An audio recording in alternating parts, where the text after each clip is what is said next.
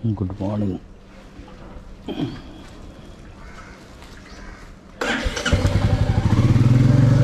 Good morning. आज के আমি চলেছি সেন্ট পল স্কুলের দিকে, চাঁদমারি পাড়া থেকে। এটা যে জায়গাটায় আমি এখন এই মুহূর্তে আছি এটা হলো রামপুরহাট 13 নম্বর ওয়ার্ড, চাঁদমারি পাড়া, জাস্ট রেল লাইনের সাইডে। ডান দিকে যেটা দেখছেন এটা হচ্ছে রেল ট্র্যাক, রেল লাইন। এই রেল লাইনের সাইডেই আমাদের চাঁদমারি পাড়া, এবং আমার বাড়িও রেল ট্র্যাকের কাছে। এই যে রাস্তাটায় চলেছি এই রাস্তাটার নাম হচ্ছে ফটকদুয়ার রোড। ফটকদুয়ার রোড রেলগেট থেকে গিয়েছে হসপিটালের দিকে। এই রাস্তাটা হসপিটাল যাওয়ার জন্য টোটো বা মানুষের প্রচুর ভিড় থাকে, তবে চার চাকা কোনোভাবেই যায় না এই রাস্তা। বাঁ দিকে একটা রায় অনুষ্ঠান ভবন, সামনে রেলগেট আসছে, এবং রেলগেটের যে রেলগেটটা সেটা অ্যাকচুয়ালি আখিরা রেলগেট বলা হয়।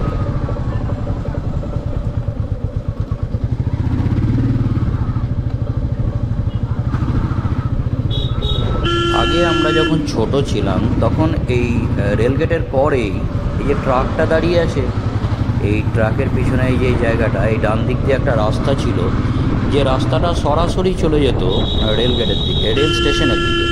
বাঁ দিকে একটা মিলের রাস্তা, সীতারাম রাইস মিল এক সময় ছিল, এখন আর সে সীতারাম রাইস মিল নেই, তবে রাস্তাটার নাম সীতারাম রাইস মিল হয়ে গেছে।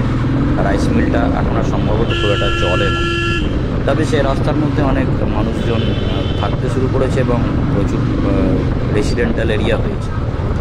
যাই হোক, আমি এখনও চলেছি ফটকদুয়ার রোড। এই রোডটা এখনও ফটকদুয়ার পাঁচমাথা অবধি ফটকদুয়ার রোডই বলা হয় এটাকে। এটা মূলত রেল স্টেশন বা রেল স্টেশনের আশেপাশের মানুষজনের ব্যবহারের জন্য, এবং রেলের ওই পারে মানে পশ্চিম পারে যত গ্রাম আছে তাদের কানেকশনের একটা খুব গুরুত্বপূর্ণ রোড এটা। ডান দিক দিয়ে চলে গেলে আমাদের চিলড্রেন্স পার্ক, এবং তার পাশে আছে রেল স্টেশন। এই সোজা বাঁ দিকে যেটা দেখা যাচ্ছে এটা হচ্ছে Rampurhat rail institute. Rampurhat rail ইনস্টিটিউটে অনেক সাংস্কৃতিক অনুষ্ঠান হয়ে থাকে। ডান দিকে এই রাস্তাটা চলে গেল ডাইরেক্ট রেল স্টেশন, বাঁ দিকে গেল ডাক্তারপাড়া যেখানে আমি থাকি, এবং এই সোজা রাস্তায় আমি চললাম, এটা হচ্ছে ফটকদুয়ার, পাঁচমাথা রোড। এই পাঁচমাথার দিকে আমি সোজাই চলতে থেকেছি। সামনে এই পাঁচমাথা আমাদের ক্লক টাওয়ার, সেই ফেমাস ক্লক টাওয়ার। ডান দিকে চলে গেল রেল স্টেশন, বাঁ দিকে চলে গেল বাজার। সোজা চললাম আমি সেন্ট পল স্কুল বা নিশ্চিন্তপুরের দিকে। এই এবার ঢুকলাম আমি ডাক বাংলা পাড়া রাস্তায়। এই রাস্তাটা সোজা গেল ডাক বাংলা পাড়া হয়ে চলে যাচ্ছে নিশ্চিন্তপুরের দিকে, মানে ছপুকুর পরে আমরা নিশ্চিন্তপুর। বাঁ দিকে এটা এসডিও অফিস দেখা গেল, এটা এসডিও অফিস। এসডিও অফিসের পরেই যেটা সেটা হচ্ছে ভেটেরিনারি অফিস, মানে ভেটেরিনারি হসপিটাল, নট অফিস। এই মোড়টাকে বলা হয় ডাক বাংলো মোড়। এই ডাক বাংলো মোড়ের ডান দিকে এটা কসাইপাড়া চলে গেল, বাঁ দিকে ধুলোডাঙ্গা রোড যেটা চলে গেল আমাদের রামপুরহাটের দক্ষিণ সাইডে। এই সোজা চললো নিশ্চিন্তপুরের দিকে। এই একটু এগিয়ে গিয়েই বাঁ দিকে যে ট্রাক্টরটার বাঁ দিকে যে রাস্তাটা ঢুকছে, এই যে বাঁ দিকে রাস্তাটা, এটা চলে গেল রামপুরহাট কলেজ।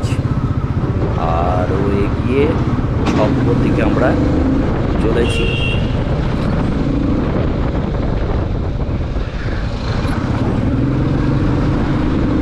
এই যে বাঁ দিকে যে রাস্তাটা, ফ্ল্যাটের পাশে যে রাস্তাটা, ওটা চলে গেল সাংঘাটা পাড়ার দিকে, এবং সামনে এটাই হচ্ছে ছপুকুর, রামপুরহাটের সেই বিখ্যাত ছপুকুর, যেটা নিচে দিয়ে গাড়ি বেরোতে পারে রেল লাইন ক্রস করার জন্য। উপরে রেল লাইন, ডান দিকে মায়ের মন্দির, এবং বাঁ দিকে এক সময়ের হিরোর বিখ্যাত শোরুম এখনও আছে, তবে তাদের মেন শাখা অন্য জায়গায় স্থানান্তরিত হয়ে গেছে।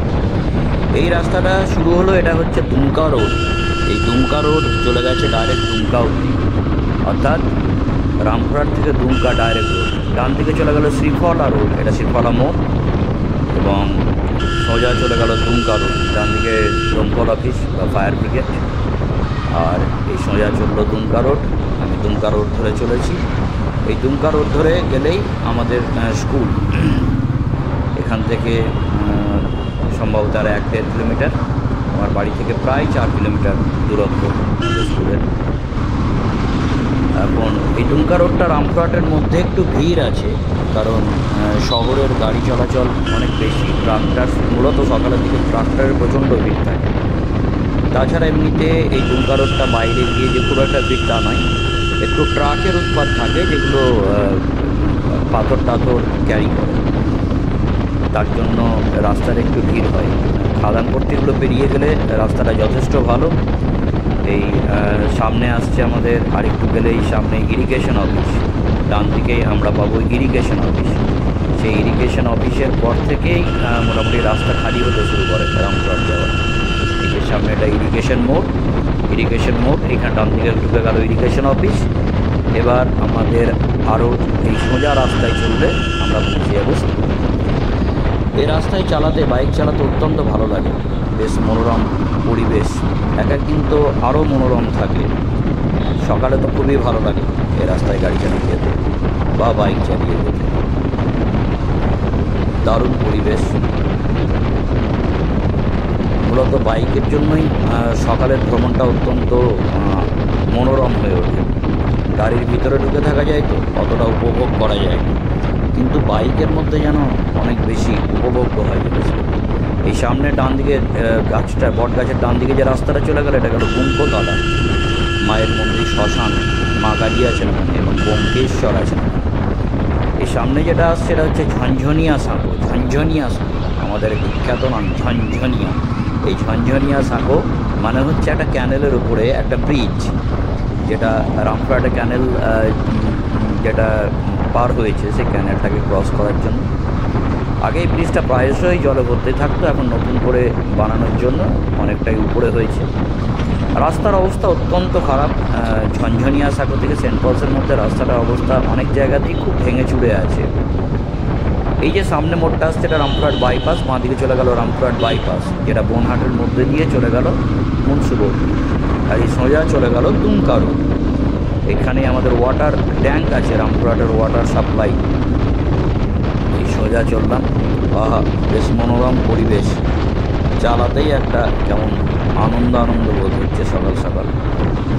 কিন্তু মুশকিলটা হচ্ছে এই রাস্তায় ট্রাক্টারগুলো অত্যন্ত উৎপাত। দেখুন একটাও ট্রাক নেই রাস্তায়, সবই ট্রাক্টার আর টোটো আর বাইক। ট্রাক্টরের আসলে আমাদের মেন রাস্তায় ওঠার পারমিশনই নেই, তার সত্ত্বেও তারা ভিড় করে। যাই হোক, এই রাস্তাটা চলতে আমার খুবই ভালো লাগে প্রত্যেক দিন সকালে। এবার পৌঁছেই গেছি বলতে পারেন স্কুল। আমার সামনেই স্কুল, আর কিছু দূরে গেলেই কয়েক মিটার বলতে পারেন, এই তো আমাদের স্কুল দেখা গেছে ডান দিকে।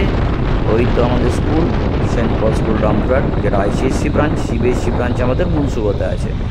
ডান দিকে ঘুরলেই পৌঁছে গেলাম স্কুলে। এটা হচ্ছে আমাদের স্কুলের এন্ট্রান্স।